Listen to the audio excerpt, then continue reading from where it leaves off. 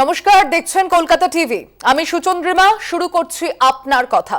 বিস্তারিত খবরে যাব, তবে তার আগে দেখে নিন এই মুহূর্তের হেডলাইন্স।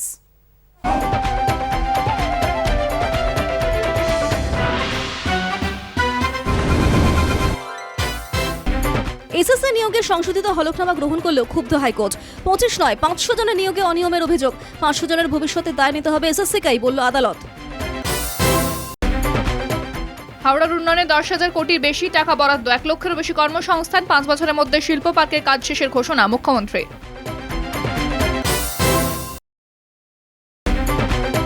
হাওড়ায় হিন্দিভাষীদের জন্য বিশ্ববিদ্যালয়, ডুবুরজলায় হবে খেল নগরী। সত্যবালা আইডি হাসপাতালে 100 বেডের আইসোলেশন ওয়ার্ড তৈরির ঘোষণা মুখ্যমন্ত্রী। 30 নভেম্বরের মধ্যে রাজ্যে চালু বাংলা ডেয়ারি। রাজ্য জুড়ে তৈরি হবে 512টি বিক্রয় কেন্দ্র। বাংলা ডেয়ারিতে দুধ ছাড়াও মিলবে ঘি, পেঁড়া, লস্যি, ঘোষণা মুখ্যমন্ত্রীর। বিএসএফ নিয়ে মন্তব্যের জের বুদ্ধিজীবী অপর্ণা সেনের বিরুদ্ধে হাইকোর্টে মামলার হুমকি। বিএসএফকে অসম্মান করা হয়েছে বলে অভিযোগ। 7 দিনের মধ্যে ক্ষমা চাইতে হবে। রাসমেলায় রাশ টানল কলকাতা হাইকোর্ট। মেলায় কোভিড বিধি মানা হচ্ছে কি, আদালতে জানাতে হবে মেলা কমিটিকে। মাস্ক, স্যানিটাইজেশন, দূরত্ব বিধি বাধ্যতামূলক মেলায়। নীলঘাটায় দুর্ঘটনা নিয়ে মুখ্যমন্ত্রী ধমকের পরই সক্রিয় কলকাতার পুলিশ। ট্রাফিক বিভাগ যথেষ্ট সক্রিয়, দায়িত্বশীল। আগামী দিনে আরও কমবে দুর্ঘটনা, আশ্বাস পুলিশ কমিশনারের। ত্রিপুরায় ফের আক্রান্ত তৃণমূল। আগরতলার 33 নম্বর ওয়ার্ডে তৃণমূল প্রার্থীর সমর্থনে প্রচারে বেরিয়ে আক্রান্ত বেশ কয়েকজন টিএমসি নেতা। আক্রান্ত বিকাশ দেবনাথ হাসপাতালে ভর্তি। দেওজা বাঁচামি পরিদর্শনে গিয়ে বিক্ষোভের মুখে বিজেপি। রাজু বন্দ্যোপাধ্যায় সহ বিজেপি নেতাদের গাড়ি আটকে বিক্ষোভ। কালো পতাকা দেখিয়ে গো ব্যাক স্লোগান স্থানীয়দের। শ্রীনগরের হায়দারপুরায় পুলিশের এনকাউন্টারে 2 নাগরিকের মৃত্যু। নিহতদের বাড়ির সামনে অবস্থান বিক্ষোভে ওমর আব্দুল্লাহ। চাপে পড়ে তদন্তের নির্দেশ লেফটেন্যান্ট গভর্নরের। কেন্দ্রের ইচ্ছায় নিয়ন্ত্রিত হবে তদন্ত। সিবিআই, ইডি অধিকর্তাদের মেয়াদ বৃদ্ধির বিরোধিতায় তৃণমূলের পর সুপ্রিম কোর্টে মামলা কংগ্রেসের। কেন্দ্রীয় সিদ্ধান্ত বাতিলের আবেদনে রিট পিটিশন দায়ের। বম্বে হাইকোর্টের স্কিন টু স্কিন রায় খারিজ সুপ্রিম কোর্টের। হাইকোর্টের রায় আইনের সংকীর্ণ ব্যাখ্যা, মত শীর্ষ আদালতের। যৌন নিগ্রহের উদ্দেশ্য থাকলেই তা পস্কো আইনের আওতাধীন। হিন্দুস্তান জিঙ্ক মামলায় মুখ পুরল বিজেপির। বাজপেয়ী জমানার একটি মামলায় সিবিআই তদন্তের নির্দেশ। সুপ্রিম কোর্টে তদন্ত করে সিবিআইকে নিয়মিত স্ট্যাটাস রিপোর্ট জমা দেওয়ার নির্দেশ। লাদাখের পর এবার ভুটান অরুণাচল সীমান্ত। ডোকালামে 4টি গ্রাম বানিয়ে ফেলেছে চীনা সেনা। অরুণাচলের চীনের দ্বিতীয় ছিটমহল। নয়া উপগ্রহ চিত্রছবি প্রকাশ্যে। সময় পেরিয়ে গেছে, আমাকে নিয়ে যা ইচ্ছে তাই করতে পারে বিজেপি। নিজেদের চালচলনে আমূল সংস্কার না করলে পশ্চিমবঙ্গে দলের বিলুপ্তি অবশ্যম্ভাবী। নারী টাকা ইস্যুতে সাফাই তথাগতে। বিনা নোটিশে ছাঁটাই, শতাধিক শিক্ষক ও শিক্ষাকর্মী ছাঁটাই। দক্ষিণ কলকাতার বেসরকারি ইংরেজি মাধ্যমের স্কুলে কাঠগড়ায় স্কুল কর্তৃপক্ষ। প্রতিবাদে স্কুলের সামনে বিক্ষোভ। কলকাতায় আরও কমল তাপমাত্রা। সপ্তাহের শেষে আবহাওয়া পরিবর্তনের সম্ভাবনা। রবিবার রাত থেকে হতে পারে হালকা বৃষ্টি, জানালো হাওয়া অফিস। দেশে ঊর্ধ্বমুখী কোভিড সংক্রমণে বাড়ছে উদ্বেগ। একদিনে নতুন করে করোনা আক্রান্ত 11,919 জন। 1 লাফে দৈনিক মৃত্যু বেড়ে 470। 40 বছর পর লিগ চ্যাম্পিয়ন মোহামেডান। রেলওয়ে এফসিকে 1-0 গোলে হারালো সাদা কালো বাহিনী।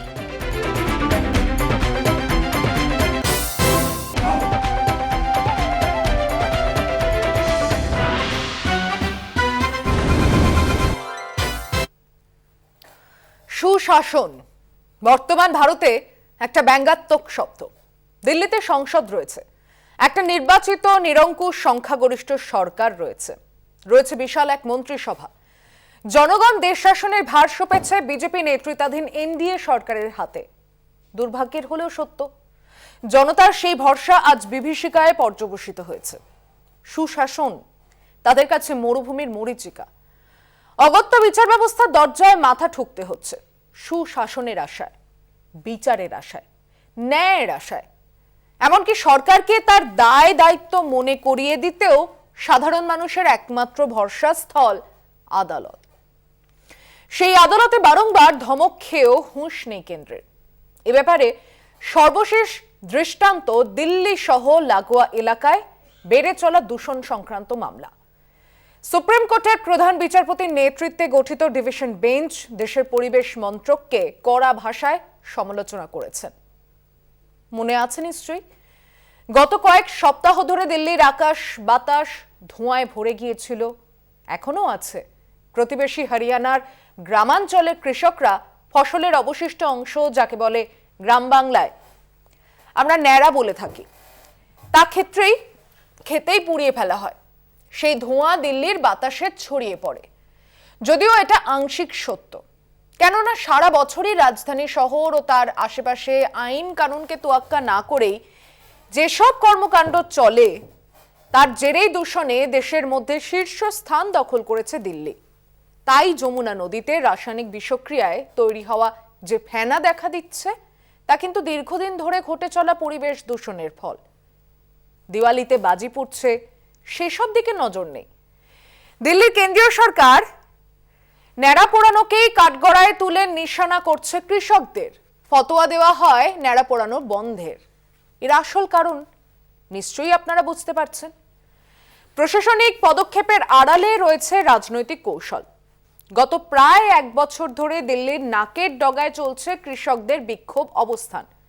কখনো ধর্মীয় দাঙ্গা, জাতপাত নিয়ে উস্কানি, কোনো সময় জঙ্গি যোগের অজুহাত দিয়ে কৃষক আন্দোলন ভেঙে দিতে উদ্যত হয়েছে কেন্দ্রীয় সরকারের প্রশাসন। ঘটনাচক্রে সব ক্ষেত্রেই ব্যর্থ হয়েছেন প্রধানমন্ত্রী নরেন্দ্র মোদী। অবশেষে ওই ন্যাড়া পোড়ানোর ইস্যু হাতে পেয়ে দিল্লির দূষণের একমাত্র কারণ বলে দাবি করেছে। তবে এই চালাকি ধরে ফেলেছে সুপ্রিম কোর্ট। দূষণের মতো গুরুত্বপূর্ণ সমস্যা নিরসনে কেন্দ্র কতটা উদাসীন, তা সুপ্রিম কোর্টের ডিভিশন বেঞ্চের কথায় স্পষ্ট। বুধবার দিল্লির দূষণ সংক্রান্ত মামলার প্রেক্ষিতে প্রধান বিচারপতি এম.ভি. রমনা বিস্মিত। বলেন, আগুন লাগলে জল ঢালা থেকে শুরু করে দূষণ সব ব্যাপারে আদালতকে হস্তক্ষেপ করতে হবে। আরেক বিচারপতি সূর্যকান্ত বলেন, 5 তারা হোটেলে এসি ঘরে বসে আমলারা কৃষকদের ঘাড়ে দোষ চাপিয়ে বিবৃতি দিচ্ছেন। নিজেদের অকর্মণ্যতা ঢাকতে কৃষকদের বলে দিতে চাইছে আমলারা। একদিকে মানুষের সমস্যা নিয়ে শাসকের উদাসীনতা, অন্যদিকে আমলাতান্ত্রিক নিষ্ক্রিয়তা গ্রাস করেছে কেন্দ্রের সরকারকে। আর দূষণে ফুসফুসের মারণ ব্যাধি ছড়িয়ে পড়ছে। আদালতের পর্যবেক্ষণে দূষণ বা তার প্রভাব সংক্রান্ত তথ্য পর্যন্ত সরকারের কাছে নেই। ঠিকই যেসব সংখ্যাতত্ত্ব সরকারের অপদার্থতা চোখে আঙুল দিয়ে দেখিয়ে দেয়, তা পরিযায়ী শ্রমিক সংখ্যা হোক বা পরিবেশ, কোনোটাই কেন্দ্রের কাছে মিলবে না।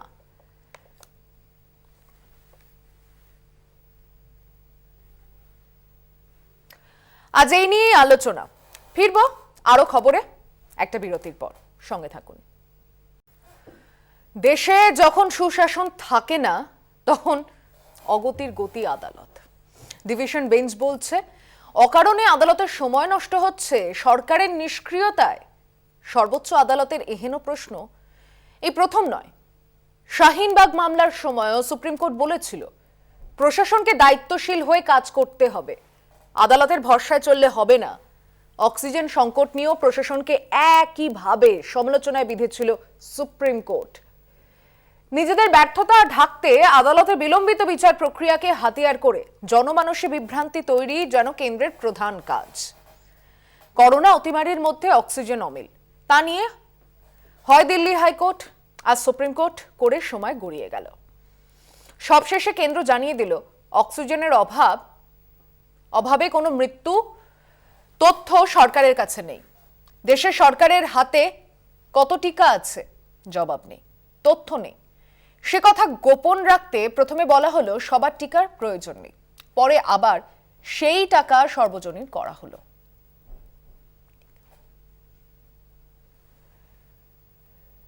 কতজন 2টো ডোজ টিকা পেয়েছেন তারও তথ্য নেই।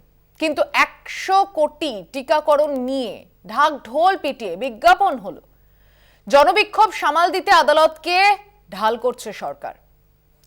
একদিন যেমন বলেছিল দেশে অক্সিজেনের অভাবে কেউ মরেনি, তেমনি দূষণে কারো ক্ষতি হওয়ার তথ্য তাদের কাছে নেই বলে দাবি করতে পারে সরকার।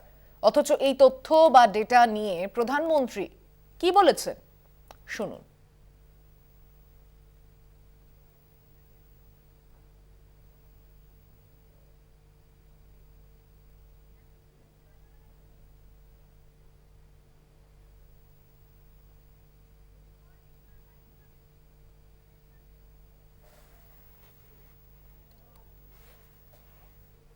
আরো একটা ছোট বিরতি নিয়ে ফিরছি, সঙ্গে থাকুন। এই যুগ হলো ডেটার যুগ। সমাজের সব ক্ষেত্রে সংশ্লিষ্ট বিষয়ে সংখ্যা তথ্য হাতে থাকলে সঠিক পরিকল্পনা যেমন সম্ভব, তেমনি সরকারের কথা ও কাজে কোথায় ফারাক রয়েছে সেটাও ধরা পড়ে ওই সব সমীক্ষায়। প্রধানমন্ত্রী এ বিষয়ে কি বলছেন শুনুন, তার সঙ্গে বাস্তবটা মিলিয়ে নিন। साथियों, पुराने समय में इंफॉर्मेशन स्टोरीज के लिए प्रसारित होती थी। कहानियों के जरिए ही इतिहास लिखा जाता था। लेकिन आज 21वीं सदी में डेटा ही इंफॉर्मेशन है और आने वाले समय में हमारी हिस्ट्री भी डेटा के जरिए देखी और समझी जाएगी। এই বিষয় নিয়ে আজকে আপনাদের মত কি জানান, স্ক্রিনে দেওয়া নম্বরে ফোন করে নিজের মত জানাতে শুরু করতে পারেন। প্রথম দর্শক রয়েছেন আবুল বাসার খান, নমস্কার, বলুন। হ্যাঁ বলছি দূষণ তো শুধু আজকে আমাদের দিল্লিতে না, হ্যালো, নরেন্দ্র মোদী তো গোটা ভারতবর্ষটাকে দূষণ করে ফেলছে। সেই গুজরাটের মুখ্যমন্ত্রী হওয়া থেকে আজ পর্যন্ত গোটা ভারতবর্ষের প্রধানমন্ত্রী হয়ে গিয়ে শুধু দূষণই করে যাচ্ছে। উনি যত জায়গায় সভা করেছে তত জায়গাতেই বলুন। হ্যাঁ, গোটা দেশটাকে তো দূষণ করে দিয়েছে। বেশ, ধন্যবাদ হ্যালো। আপনার মতামতের জন্য। পরের দর্শক নিখিল রায়, নমস্কার, বলুন। নমস্কার, শুভ সন্ধ্যা। শুভ সন্ধ্যা। মোদী সরকারকে সুপ্রিম কোর্ট বারবার গালে থাপ্পড় মারছে, তাতেও ওর চক্ষু খুলছে না। ওর সেই এক কথা, সব নাকি আমাদের দোষ। সুপ্রিম কোর্ট দূষণ নিয়ে যেটা বললেন যে শুধু ন্যাড়া কুড়িয়ে যে পার্সেন্টেজ দূষণ হয় সেটা দূষণের কারণ নয়। ক্ষুধা সূচকে যখন 101, তখন সুপ্রিম কোর্ট বললেন এই ক্ষুধা সূচক নিয়ে আমরা চিন্তিত নই, আমরা চিন্তিত নিরন্ন মানুষকে কিভাবে খাওয়াবেন এবং তাদের খাওয়ানোর দায়িত্ব রাষ্ট্রের, সেটার দিকে নজর দিন। তার জন্য একটা সময় দিলেন, তাতেও ওনার কোনো ভ্রুক্ষেপ নেই। কৃষকদের উপরে যে অত্যাচার হচ্ছে সেখানেও সুপ্রিম কোর্ট থাপ্পড় মারলো, সেখানেও উনি উদাসীন। সাংবাদিক বিজ্ঞজনরা যদি কোন রকম যাতে গ্রেপ্তার না হয়, তাদের উপর রাষ্ট্রদ্রোহী আইন চাপানো যাবে না, সেখানে আবার একটা থাপ্পড় দিল। তাতেও ওই রাবণ আর মহিরাবণ এই দুজনের হেলদোল নেই। ওরা সবসময় জনগণের উপর দায় চাপাচ্ছে। ওরা দেশটাকে এখন তো আবার ভূমি বিক্রি করবে, ওটা দেশটাকে উচ্ছন্নে দেওয়ার যে পরিকল্পনা ওরা নিয়েছে, ওদের ডেটাবেস যা বলছে আমরা তো সেই ডেটা দেখেই তো সব দেখতে পাচ্ছি যে উনি কাজে কি আর মুখে যেটা বলেন কাজে ঠিক তার উল্টোটা করে। এ সরকার আর চলবে না, এই বলে ধন্যবাদ। আর একটা ছোট বিরতি নিয়ে ফিরছি। আপনার কথায় আজকে বিষয় নিয়ে মতামত জানাতে চাইছেন যারা, ফোন করতে পারেন স্ক্রিনে দেওয়া নাম্বারে। বিরতির পর ফিরে এসে শুনছি, সঙ্গে থাকুন। ফিরে এলাম বিরতির পর। পরে দর্শক রয়েছেন সুকুমার পান্ডা, নমস্কার, বলুন। নমস্কার, বলুন। হ্যাঁ হ্যাঁ, কথা বলি। এই যে দূষণ নিয়ে যেটা কথা হচ্ছে, মোদিজি আগে ভাবুন, উনি কি দূষণটাকে ঠিক করেছেন? উনি তো দূষণ ছড়িয়ে দিচ্ছেন। জীবন নিয়ে যে উদাসীন কেন্দ্র, মানুষের বাঁচা মরার অধিকার, কেন্দ্র কি একটাবার বুঝেছে? শাহিনবাগে যে কৃষক হত্যা হলো, সেই যে জিনিসগুলো করা হলো, সুপ্রিম কোর্ট বিরক্ত হয়ে গেল। একটা বার কি মোদী সরকার হলফনামা দিয়েছেন? সাধারণ মানুষকে বাঁচার অধিকার দিয়েছেন। 5 তারা হোটেলে বসে জীবনযাপন করবেন ওনারা, আর মানুষের দায় চাপেন কৃষকদের ঘাড়ের উপরে।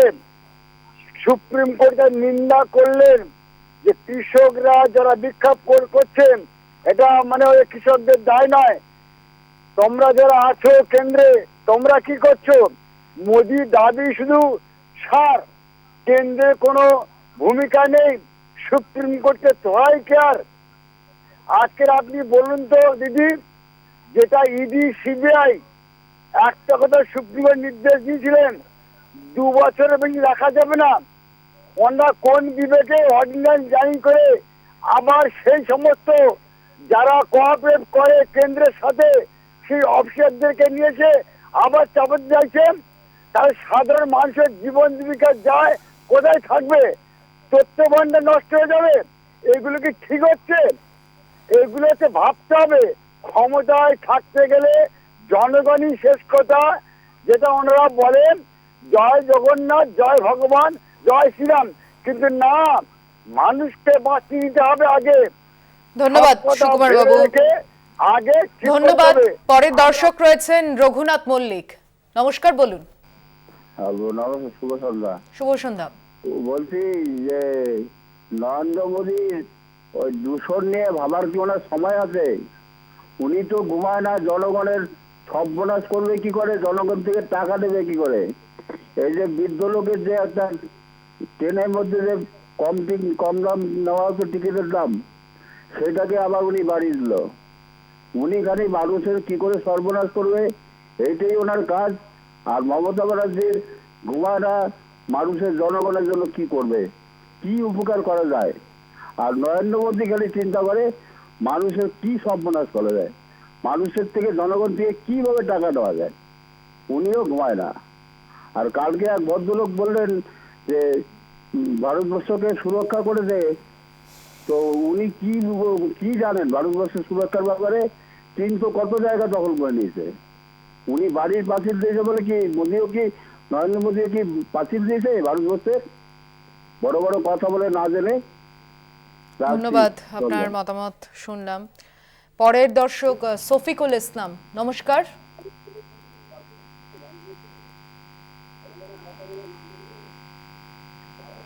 নমস্কার।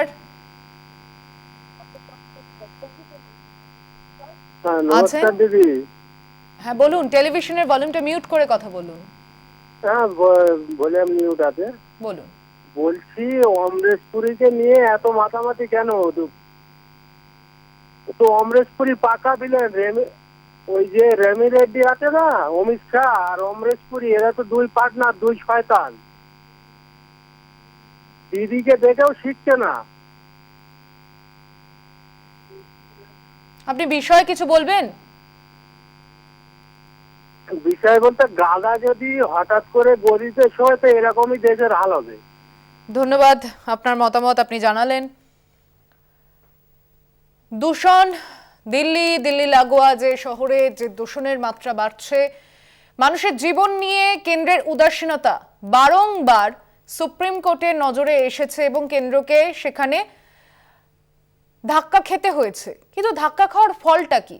কোথাও কি কেন্দ্র এই ঘুর পথে, অর্থাৎ আদালতের দিকে ঘুরিয়ে দেওয়া সবকিছু বিলম্বিত প্রক্রিয়ার মধ্যে থেকে কোথাও বিষয়টাকে নজর ঘুরিয়ে মানুষের সময়টাকে নষ্ট করার একটা প্রক্রিয়া?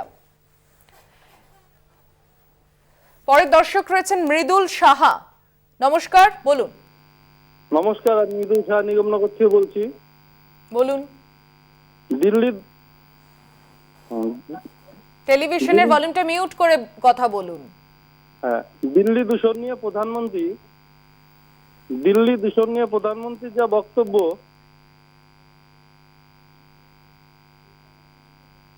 বলুন। মোদিজি যা বলেছেন তা অত্যন্ত দুর্ভাগ্যজনক। যারা রোদে জলে খেটে ফসল ফলায়, যারা রোদে জলে, তাদের আজকে প্রধানমন্ত্রী নতুন উপাধি দিলেন, খেটে ফসল ফলায় দূষণকারী। মৃদুল বাবু, আপনি কি কবিতা পড়ছেন?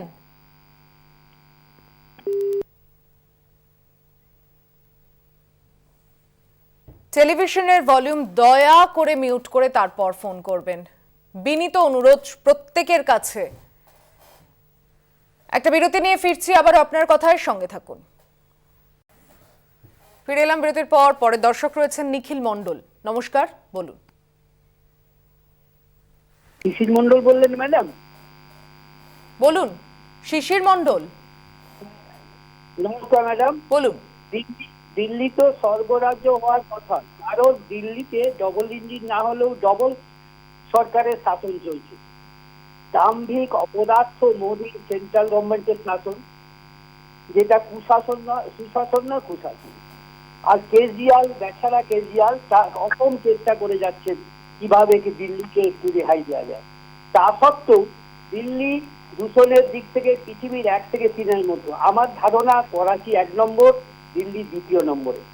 সুপ্রিম কোর্ট যেভাবে দিল্লি সরকারকে বা কেজরিওয়ালকে ধাতারি দিচ্ছে, তাতে ভারতবাসী হিসেবে আমি লজ্জাবোধ করছি, কিন্তু মোদির বিন্দুমাত্র লজ্জাবোধ নেই। তা না হলে ওনার সরকার কৃষকদের নাড়া পোড়ানোকে দোষী সাব্যস্ত করতেন না। অথচ সুপ্রিম কোর্ট দাবি করেছে 10%-এর বেশি এর জন্য দায়ী নয়। তাছাড়া কৃষকদের স্কেপগোট বানিয়ে মোদি বেশ নিশ্চিন্তে আছে। আমি এবারে দিল্লির এই দূষণের কারণ আমার করে আমি বলবার চেষ্টা করছি। ধন্যবাদ। অত্যধিক। পরের দর্শকে রয়েছেন তারাশঙ্কর গঙ্গোপাধ্যায়। নমস্কার, বলুন। হ্যাঁ, নমস্কার ম্যাডাম। বলুন। সর্বপ্রথম আপনাকে এবং আপনার সমস্ত স্টাফ কলকাতা টিভিকে আমি আমার অভিনন্দন জানাচ্ছি, এবং আমাদের যারা দর্শক রয়েছেন টিভির পর্দার ওপারে সকলকেই আমি আমার আন্তরিক অভিনন্দন জানিয়ে 2-4টে কথা বলবো। আপনাদের কাছে কৃতজ্ঞতা প্রথমেই জ্ঞাপন করি যে যেহেতু আমাদের প্রতিবাদী কণ্ঠগুলো আপনাদের মাধ্যমে অন্তত সরকার বাহাদুর জানতে পারে, হ্যাঁ, সেই একটু আশায়। তার জীবন নিয়ে যে মানে কথাটা হচ্ছে, সেটা তো কেন্দ্রীয় সরকার তো সব বিষয়েই কিছুতে গুরুত্ব দিতে চাইছে না। জীবন তো একটা সমস্যার মুখেই দাঁড়িয়েছে। যেমন ধরুন এই কোভিড, তারপর দ্রব্যমূল্য বৃদ্ধি, তারপরে দূষণ, অবশ্যই সব বিষয়েই কেন্দ্রীয় সরকারের একটা উদাসীন মনোভাব। হ্যাঁ, এটা যেহেতু এখন বিরোধীরা মানে খুব কমজোরি থাকার জন্যই এই সুযোগটা ওরা পাচ্ছে। একমাত্র বিরোধী কণ্ঠ বলে আমরা দিদিমণিকে দেখতে পাচ্ছি বাংলার তরফ থেকে, কিন্তু দিদিমণির তো আর অত ক্ষমতা নেই যে একদম মানে 542টা আসনে মানে প্রতিদ্বন্দ্বিতা করে মোদী সরকারকে হটাতে পারবে। বাংলায় যে মোদী মানে বা অমিত শাহ এরা পা রাখতে পারবে না, এটা আমরা নিশ্চিত। কিন্তু এইভাবেই আগামী দিনে হয়তো 24 সালে আমরা পৌঁছতে পারবো একটা পা করে মোদী সরকারকে হটাতে। এই আবেদনটুকু রেখেই আজকে বক্তব্য শেষ করছি। ধন্যবাদ। সুব্রত বন্দ্যোপাধ্যায়, নমস্কার, বলুন। নমস্কার। একবার আমার স্ত্রী একজন ডাক্তারবাবুর কাছে গিয়ে বলেছিলেন আর কি, যে ডাক্তারবাবু আমার চুলের খুব সমস্যা, একটু ওষুধ দিন না। ডাক্তারবাবু তার নিজের বিশাল টাকটা দেখিয়ে বললেন যে আপনার মনে হয় যে আমি চুলের চিকিৎসা করতে পারি? এই নরেন্দ্র মোদীও সেই অবস্থা। নিজের রাজধানীর লোকেদের নিঃশ্বাসের সুযোগ করে দিতে পারে না, নিঃশ্বাস নেওয়ার। সেই যাচ্ছে আবার বিশ্ব উষ্ণায়ন, বিশ্ব দূষণ এইসব নিয়ে বাতেলা মারছে। তাই আমার ওই কথাটা মনে পড়ে গেল। তবে হ্যাঁ, আজকে তারপর আবার কাদের ঘাড়ে দোষ চাপাচ্ছে? কৃষকদের ঘাড়ে। কেন না, তারা ওই চাষ করার পর যে অবশিষ্ট পড়ে থাকে সেগুলো জ্বালায়। ঠিক আছে, জ্বালালে যদি প্রবলেম হয় তো তোমরা একটা ব্যবস্থা করো, তোমরা তাদের একটা কেমিক্যাল সাপ্লাই করো, যাতে সেই কেমিক্যালগুলো দিলে সেই অবশিষ্টগুলো পচে যায়, পচে গিয়ে সার তৈরি হয়। এটা তো তোমাদের দায়িত্ব। দোষটা কেন কৃষকের ঘাড়ে চাপাচ্ছ? নাম্বার 1। নাম্বার 2 হচ্ছে ডেটা নিয়ে যে কথাটা বলেছে, খুব সত্যি কথা বলেছে। ঠিকই, আগামী দিনে মানে আগামী ভবিষ্যৎ জানতে পারবে এই ডেটা থেকে যে আন্তর্জাতিক বাজারে তেলের দাম মানে তেলের দাম না বাড়া সত্ত্বেও কিভাবে তেলের দাম প্রায় 50% বেড়ে গেছে, গ্যাসের দাম 3 গুণ বেড়ে গেছে। ডেটা বলবে যে অক্সিজেনের অভাবে কত রোগী আমাদের দেশে মারা গেছে। ডেটা বলবে যে উত্তরপ্রদেশ ইলেকশনের আগে রাজনৈতিক ফায়দা তোলার জন্য ডিমনিটাইজেশন করে কত বৃদ্ধ লোক ব্যাংকের লাইনে দাঁড়িয়ে মারা গেছে। এগুলো সব কিন্তু ডেটা বলবে আগামী দিনে। ঠিকই বলেছে। ধন্যবাদ। ধন্যবাদ। একটা ছোট বিরতির সময় হয়েছে, ফিরছি এক্ষুনি আপনার কথায়, সঙ্গে থাকুন। ফিরে এলাম বিরতির পর। দেখছেন আপনার কথা। পরের দর্শক রমাকান্ত দাস, নমস্কার। নমস্কার ম্যাডাম। হ্যালো, বলুন, শুনছি। বলছি ম্যাডাম, আমি এই বোলপুর শান্তিনিকেতন এলাকায় থাকি আর কি। তো আপনার আমাদের বীরভূমের একটা নদী, আপনার নাম শুনেছেন নিশ্চয়, ওই নদীটার নাম হচ্ছে বক্রেশ্বর। তো বক্রেশ্বর থার্মাল পাওয়ার যখন হয়, তারপর ওই নদীটার উপর এত ছাই যে টোটাল নদীটা আপনার ছায়ে ভরে যায়। ফলে ওই দিককার মানুষের, চাষিদের, গরু বাছুর, যে সমস্ত মানে মানুষ তো নামতেই পারে না, এমন অবস্থা হয়েছিল যে গরু বাছুর নামতে আমরা ভয় পাই। মানে গরু বাছুররা নামলে ছাই মাখায় ওঠা, এরকম অবস্থা। মানে মাঠে যারা রাখাল গরু টুরু চড়াতে যেত, ওদের গরুগুলো ওই জল খাবার জন্য যেত এবং অনেক গরু অসুস্থ হয়ে পড়তো। যাক, এইটা আপনার একজন পরিবেশবিদ ছিলেন, আছেন বা এখনো বেঁচে, বোধ হয় নামটা ঠিক মনে পড়ছে না। আমি কেস কাছারি করাতে কিছুটা এটা রক্ষা গেছে। মানে এই নদীর জল অনেক আস্তে আস্তে ধীরে ধীরে পরিশুদ্ধ হয়েছে। এখন ওনাকে অনেক ধন্যবাদ ওই পরিবেশবিদকে। এবং পশ্চিমবঙ্গে আমাদের পরিবেশবিদরা পরিবেশ দূষণ নিয়ে আন্দোলন করতে গিয়ে খুনও হয়েছে, এরকম অনেক শুনেছি। আর আমাদের থেকে দিল্লি অনেক দূরে এখন পশ্চিমবাংলার যে দূষণটা নিয়ে ভাবা উচিত। তো দিল্লির দূষণটা ধরুন, ওখানকার লোকরা অক্সিজেনের কষ্ট হচ্ছে, আমাদের অতটা হয়তো হচ্ছে না। কিন্তু আমাদের বাংলায় প্রধান দূষণের বিষয় হচ্ছে আপনার এখন প্লাস্টিক। এত প্লাস্টিক গ্রামগঞ্জে ছড়িয়ে রয়েছে এবং পুকুর বুঝে যাচ্ছে, জানেন, প্লাস্টিকের জন্য। এই প্লাস্টিক দূষণটা কিভাবে রোখা যায় সেটা আমাদের চিন্তা করা উচিত।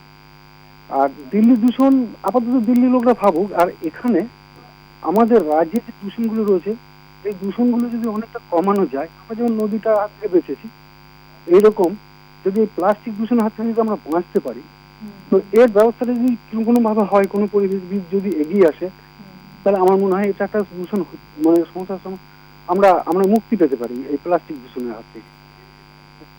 হ্যালো, হ্যাঁ বলুন, শুনছি। হ্যাঁ, তো আর কৃষকদের ন্যাড়া পোড়ানোর ব্যাপারটা বলছেন, যে কৃষকরা কিন্তু আমাদের এখানেও ব্যাপক হারে ন্যাড়া পোড়ায়। এই আপনার এই অঘ্রাণ মাসে ধান উঠে যাবে, তারপর এখন তো মেশিনে কাটা ধান, মাঠ অব্দি আপনার ওই ধানের যে মানে খড় বলি আমরা, এই খড়গুলো আপনার আধ কাটা অবস্থায় পড়ে থাকে এবং রাখালরা ওইগুলো আগুন লাগিয়ে দেয়। মানে জমির মালিকরা ঠিক লাগায় না, ওই রাখালরা গরু চড়াতে যায় বা সন্ধ্যের সময় শীতের সন্ধ্যেবেলায় আগুন লাগালে ওদের মজা বা আনন্দ পায়। ব্যাপক হারে আগুন জ্বলে। এটা কোনোভাবেই প্রচার চলছে, ব্যাপক মানে ভিডিও থেকে প্রচার চলছে, কিন্তু এটা রক্ষা যাচ্ছে না, বুঝলেন?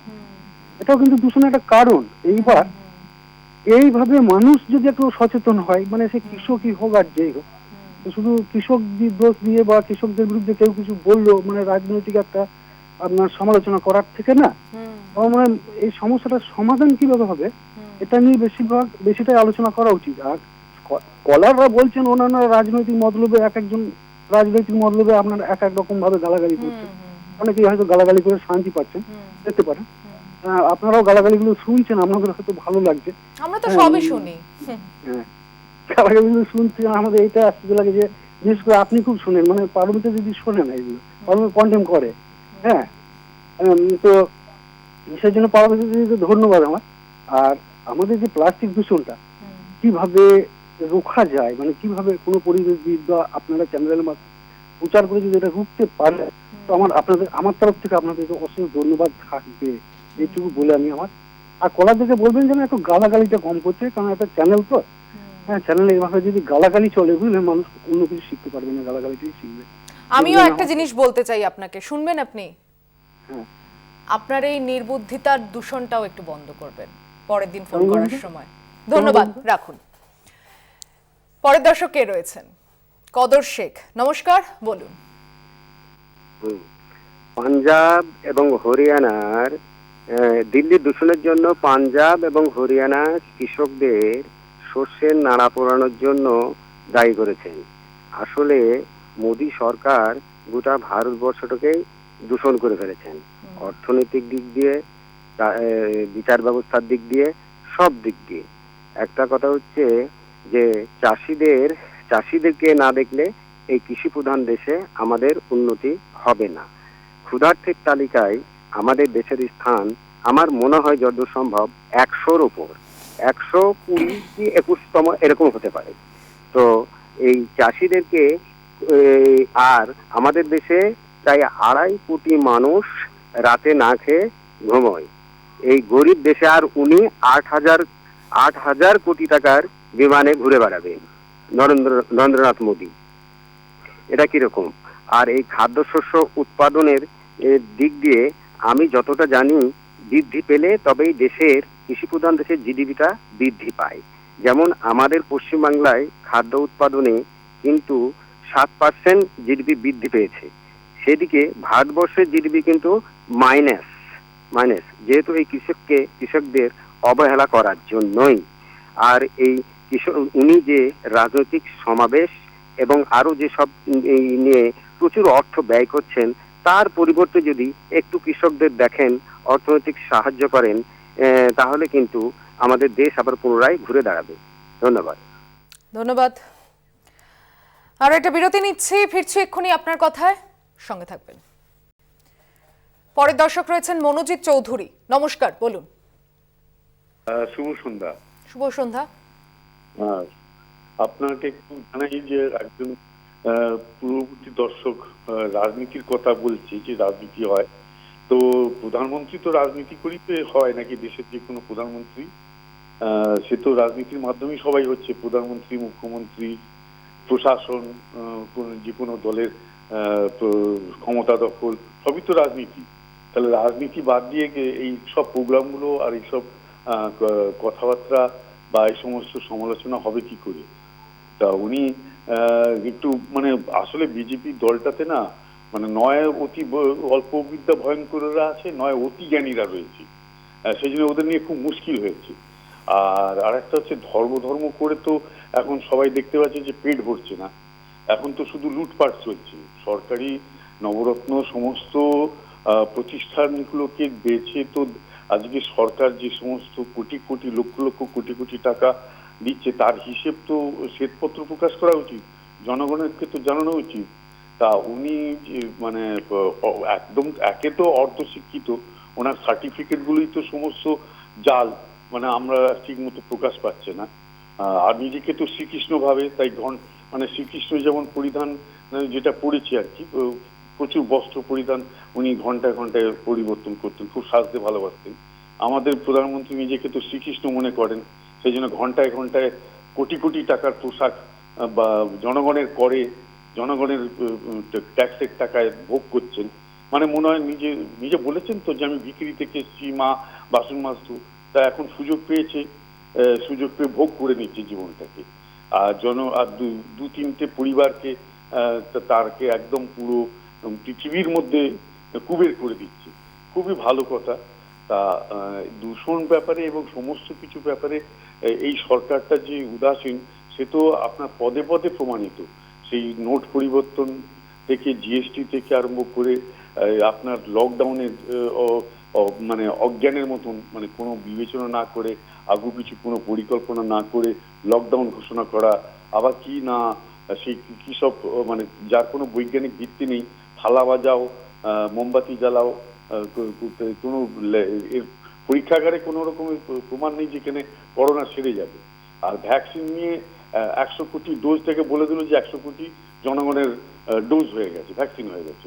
মানে চরম মিথ্যে কথা। মানে দুকান কাটা না হলে এবং চোখের পাতা না থাকলে এরকমই বলা যায়। তবে খুব দুঃখের বিষয় যে যতক্ষণ না আমাদের বিরোধী দলগুলো এক ছাতার তলায় আসতে পারছে বা নিজেদের মধ্যে একটা এক কেন্দ্রে এক প্রার্থী এই সমঝোতা যতক্ষণ না করতে পারছে, ততক্ষণ তার এই আন্ডু অ্যাডভান্টেজটা বিজেপি নিয়ে থাকবে। তবে বাঙালির যে জাগরণটা হয়েছে এবং আমাদের তথাকথিত শ্রেণী সংগ্রামের লোকেরা তো এদের কাঁধে বন্দুক রেখে ভাবলো ফিরে আসছি, কারণ ওরা তো বাংলার কথা চিন্তা করে না। যদি বাংলার কথা এই বামপন্থীরা চিন্তা করতো, তাহলে জ্যোতি বসুকে প্রধানমন্ত্রী হওয়া থেকে আটকাতো না।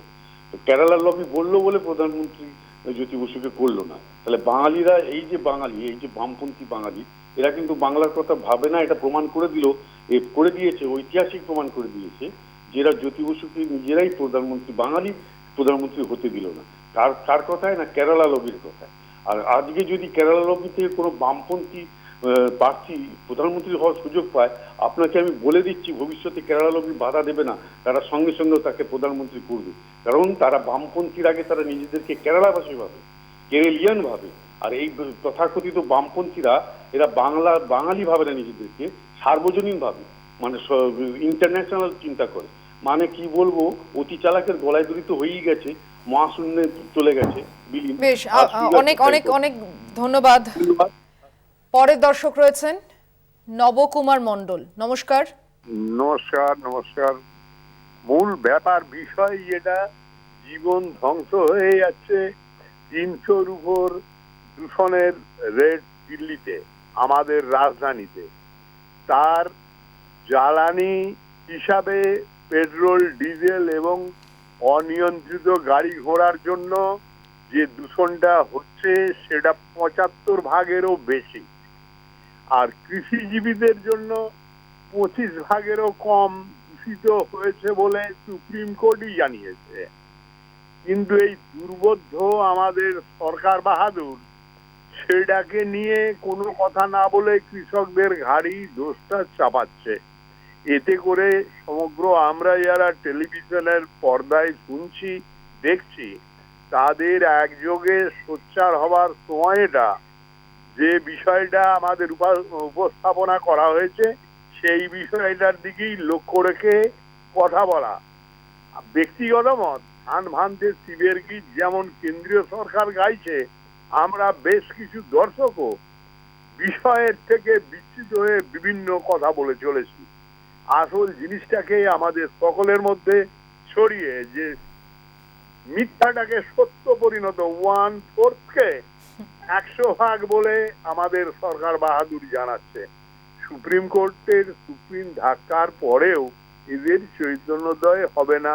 আর এই করোনা পরিস্থিতিতে এই বিগত 2 বছরে ওনাদের যত বাজে কাজ করেছেন, মানুষ সংঘবদ্ধ হয়ে প্রতিবাদ জানাতে পারেনি, আজও পারছে না, এই কোভিডের অজুহাতে।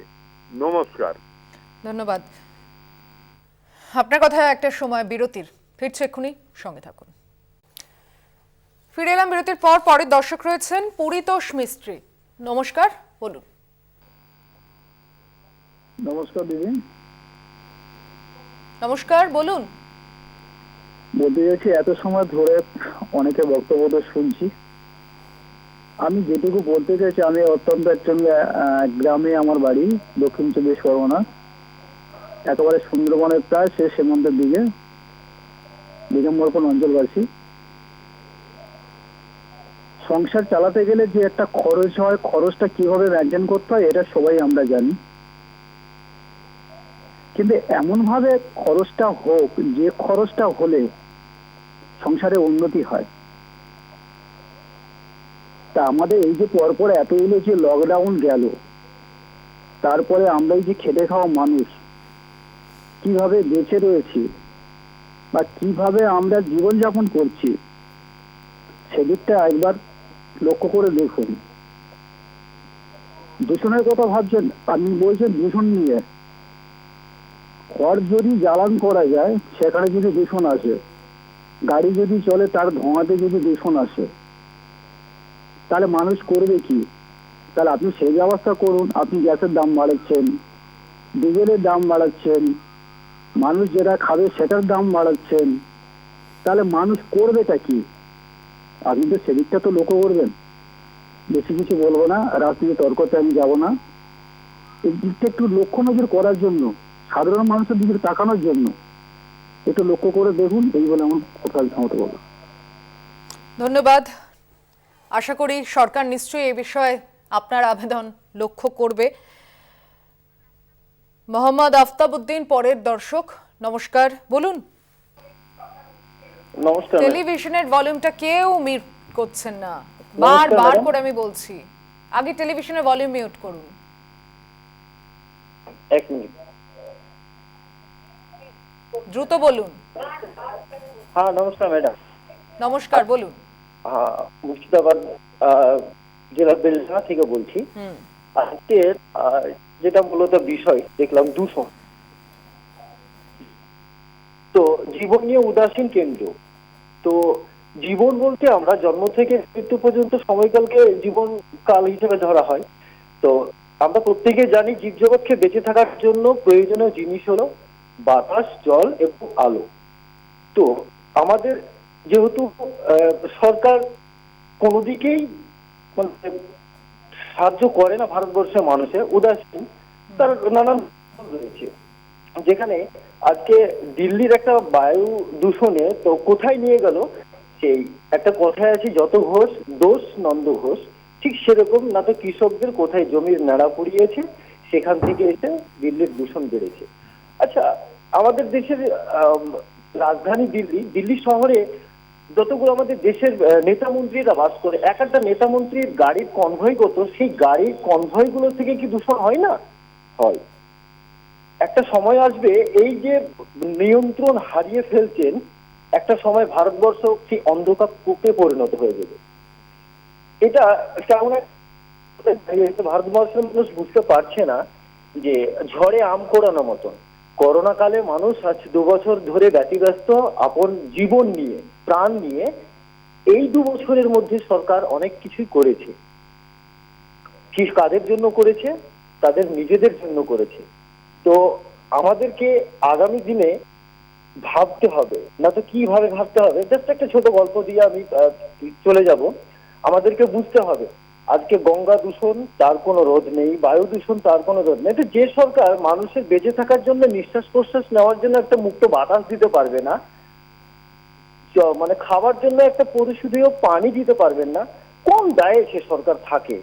মানে কোথাও যেন একটা জায়গায় গিয়ে পৌঁছাচ্ছে যে ঘটনাটা হচ্ছে কি, যে আমি একটা ছোট গল্প বলে, একটা এয়ারপোর্টের একটু বলুন। হ্যাঁ, এয়ারপোর্টের পাশ দিয়ে 2জন লোক, মাতাল লোক হেঁটে যাচ্ছে।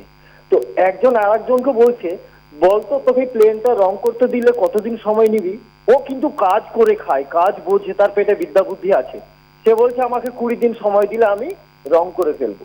অপরজনকে জিজ্ঞেস করছে, বলছে তুই বলতো কতদিন সময় নিবি? তো বলছে আরে বোকা, তোর মাথায় বুদ্ধি নেই। কারণ প্লেনটা স্টার্ট দেবো, উড়িয়ে দেবো, আকাশে চলে যাবে, ছোট হয়ে যাবে, 2 পোঁচড়া মেরে দেবো, হয়ে যাবে। ঠিক আমাদের ভারতবর্ষের প্রধানমন্ত্রীর এই হাল। উনি বোঝেনই না দেশ কিভাবে চালাতে হয়, দেশ কিভাবে মানুষের উন্নতি করতে হয়। ওনার সব সময় এই চিন্তা ভাবনা, 2 পোঁচড়া মেরে দিব, হয়ে যাবে, ইয়ে করেগা ও করেগা। ধন্যবাদ কলকাতা টিভি, সুচন্দ্রিমা দি। আমি একই দর্শক হয়তো দুটো একটা নাম্বার থেকে ফোন করি, ঠিক আছে? আপনাদের প্রতিদিনের দর্শক, ভুলভ্রান্তি হলে ক্ষমা করবেন এবং কলকাতা টিভি সমস্ত দর্শকের কাছে আবেদনটা রাখলাম যে 2বার করে ফোন করার। যাই হোক, নয় সেটা নয়, একদিনে 2বার করি না, আমি হয়তো সপ্তাহে 2 দিন 1 দিন ফোন করি। আচ্ছা আচ্ছা, ঠিক আছে? মানে আমার নামটা স্ক্রিনে ভুল আছে, সেই জন্য আমি আজকে আগেই বলে দিয়েছি যে আমার নাম হচ্ছে মোহাম্মদ আফতাব উদ্দিন। আমার মনে হয় তাই নাম যাচ্ছিল। যাই হোক, আচ্ছা চেক করে নিচ্ছি। ধন্যবাদ। একটা বিরতিতে যাওয়ার সময় হয়েছিল, আপনি বক্তব্য খুব ভালো রাখছিলেন, আমি শুনছিলাম, তাই সেই জন্য একটা ছোট বিরতি নিয়ে আবারও ফিরছি। পরের দর্শকও অপেক্ষায় রয়েছেন, সঙ্গে থাকুন। ফিরে এলাম বিরতির পর। পরে দর্শক রয়েছেন প্রবীর বন্দ্যোপাধ্যায়। নমস্কার। নমস্কার। বলুন। শরৎচন্দ্র বলছেন মিথ্যেরও একটা মাহাত্ম্য আছে। কথাটা কেন বললাম, ধরুন আমি বললাম মা তাল পুকুরে যাচ্ছে, কিন্তু কথাটাকে একটু বিকৃতি করে একই কথা বলা যায়, মাতাল পুকুরে যাচ্ছে। কেন কথাটা বললাম? এই কেন্দ্রীয় সরকারকে সুপ্রিম কোর্ট অবশ্যই ভর্ৎসনা করেছে, কিন্তু তার চেয়ে দ্বিগুণ ভর্ৎসনা করেছে কেজরিওয়াল সরকারকে। এটা কিন্তু আপনারা বললেন না। এইটা গেল এক। আর 2 নম্বর তথ্যতে ছিল, আপনি এড়িয়ে গেছেন হয়তো। যাই হোক, আচ্ছা বেশ। তো কেজরিওয়াল আজকে যে স্টেটমেন্টটা দিয়েছে, সে বলছে যে গত 70 বছরের যে দূষণ এই মাত্র 2 বছরে কি কাটানো যায়? আমি কথা দিচ্ছি আগামী ভোটের আগে हम तो डुबकी लगाएगा যমুনা में, आप सभी को लेके डुबकी लगाए, इतना साफ कर देगा। আজকে সে বলছে গেল। এখন ধরুন এই যে ওখানে শীতকালে কি হয় দিদি, আপনার পশ্চিমী বাতাস বয়, হরিয়ানা আর পাঞ্জাব মূলত এই জায়গায় ওরা পারালি জ্বালায়। অন্য স্টেট এরা পারালিটা জ্বালিয়ে ওটাকেই ওরা আপনার সারে পরিণত করে। তো ওই বাতাসটা ঢুকে আসে। আর শীতকালে কি হয়, দিল্লির বাতাসে কুয়াশা অনেক থাকে, ওটার কুয়াশা থাকে না, ধোঁয়াশা হয়ে যায়, একটা মিস্ট তৈরি হয়ে যায়, ওই জন্য ভারী হয়ে চেপে বসে। তো কেন্দ্রীয় সরকার যেটা বলেছে রাজ্য সরকার যে আপনারা কি কি পদক্ষেপ নিয়ে খুব শিগগিরই হলফনামা দিতে বলেছে। এখন কথা হচ্ছে কি, যা কিছু হারায় গিন্নি বলেন কেষ্ট বেটাই চোর, সব ব্যাপারে যদি মোদিকে টেনে আনা হয় তাহলে মূল সত্যে বা মূল গভীরে পৌঁছানো যায়। আজকে যে বিষয়গুলো তার মধ্যে দূষণ কিন্তু অন্যতম। দূষণ ছাড়াও যে বিষয়গুলো আসছে, কারণ কেন্দ্র বারংবার কৃষকদের দিকে আঙুল তুলেছে। আপনি নিশ্চয়ই, আপনার মনে আছে দিল্লির আশপাশ, মানে শুধুমাত্র দিল্লি না, এনসিআর জুড়ে যে আপনি দূষণের জায়গাটার কথা বললেন, সেই সকল জায়গার কথাই কিন্তু বলা হয়েছে। আমি বলি সেটা হচ্ছে দিল্লি থেকে ইন্ডাস্ট্রিয়াল এরিয়াগুলো রয়েছে, সেখান থেকে মূলত জানবেন 18টা পয়েন্ট থেকে ফ্ল্যাগ গুলো ওই যমুনা এসে পড়ে। অথচ দেখুন এই যে ব্যারেজটা দেখাচ্ছেন না, ব্যারেজের ওপাশে যে ফরিয়া পাসটা রয়েছে, ওখানকার এক বোতল জল তুলি না, জাস্ট ব্যারেজের এপাশে জলটা তুলুন, দেখুন এই দিকে জলে এই যে গরুটাকে দেখাচ্ছেন কেন ওপাশের জলে নেই, কারণ ওই হরিয়ানার দিক দিয়ে যে জলটা আসছে সেখানে প্রদূষণটা হচ্ছে না, কেন ওখানে ব্যারেজটা আছে। এবার ব্যারেজ থেকে অল্প জল যেটা আছে তো আর এই যে জলটা দিল্লির জলটা যেতে পারছে না, ওখানেই একটা স্ট্যাগনেন্ট ওয়াটারে পরিণত হয়েছে। তো যে কারণে দিল্লি সরকারকে অবশ্যই পদক্ষেপ নিতে বলেছে, জায়গাটা সত্যি খুবই পলিউটেড হয়ে গেছে। এইটা গেছে একটা, কিন্তু অন্যভাবে নেবেন না, কটু নেবেন না প্লিজ। আমি ভেবেছিলাম আজকের মধ্যে আলোচ্য হতো অনেক বেশি জ্বলন্ত একটা বিষয়। আজকে সুপ্রিম কোর্ট না, আমাদের এই রাজ্য সরকারকে হাইকোর্ট দু গালে যে 82 শিক্ষার থাপ্পড়টা মেরেছে, টেট এবং এসএসসি নিয়ে যে ভয়ঙ্কর দুর্নীতি হয়েছে এবং অস্বচ্ছ নিয়োগ হয়েছে সেটা প্রমাণ হয়ে গেছে। আমি আজকে জানেন পার্থ চট্টোপাধ্যায় বলছে ও তো রাজ্য সরকারের ব্যাপার, আর পার্থ বসু বলছেন বর্তমান শিক্ষামন্ত্রীকে, ওই সময় আমি শিক্ষামন্ত্রী ছিলাম না, এ ওর ঘাড়ে দিচ্ছে। প্লিজ রাজ্যের দিকে একটু চোখ ফেরান। নিশ্চয়ই তাকাবো, আপনি দেখতে থাকুন কলকাতা টিভি। আমার মনে হয় আপনি সারাদিন দেখেন না। আমাদের এই অনুষ্ঠানটা একটা বিষয় হয় বলে সারাদিন কিন্তু আমরা অন্যান্য খবরের দিকেও নজর রাখি। সংবাদ সারাদিন এবং এই সংক্রান্ত খবর আপনি এর আগে জেলার খবরও দেখতে পারবেন, সংবাদ সারাদিনও আমরা দেখিয়েছি। তাই আপনার লাস্টের এই ব্যাখ্যাটায় আমি একদমই মানতে পারলাম না যে আমরা দেখাই না, কারণ আপনার কথায় সব বিষয় নিয়ে আমরা আলোচনা করি না। যারা প্রতিদিনের দর্শক তারা এটা অন্তত জানেন, আমার মনে হয় আপনিও জানেন, কারণ অনেকদিন আপনার ফোনও আমি পেয়েছি এই অনুষ্ঠানে, যে একটা স্পেসিফিক বিষয় নিয়ে আমরা কথা বলি। পরের দর্শক কে রয়েছেন? আচ্ছা, বিরতির সময় হয়েছে, বিরতির পর ফিরে এসে কথা বলবো, সঙ্গে থাকবেন।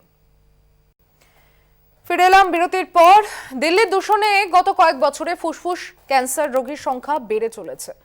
মোদি যখন সরকারি তথ্যের গুরুত্ব বোঝাচ্ছেন, তখন যদি কেন্দ্রের কাছে দূষণ সংক্রান্ত ফুসফুস ক্যান্সার আক্রান্তের কোনো তথ্য চাওয়া হয়, শুনবেন তেমন তথ্য নেই। অর্থাৎ তথ্য সরকারের ভান্ডারে নেই, আর তার জোরেই অমন রোগের অস্তিত্ব অস্বীকার করা যায়, যেমনটা হয়েছিল অক্সিজেন সংকটকালে।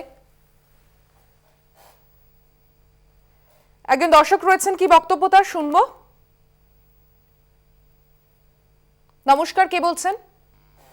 আমি স্বপন রায় বলছি। বলুন। জীবন নিয়ে উদাসীন কেন্দ্র, সেটা নিয়ে একটা বক্তব্য আমার আছে। দিন। সেটা হচ্ছে যে আমার টাকা নিয়ে উনি দেশ বিদেশ ঘুরে বেড়াচ্ছেন, উনি নানান কিছু করছেন, তার হিসেবটা আমাকে দেওয়া ডেফিনেটলি উচিত। আর যদি না দেন তাহলে উনি তো ধর্ম তো একটা বিরাট অন্যায় করছেন।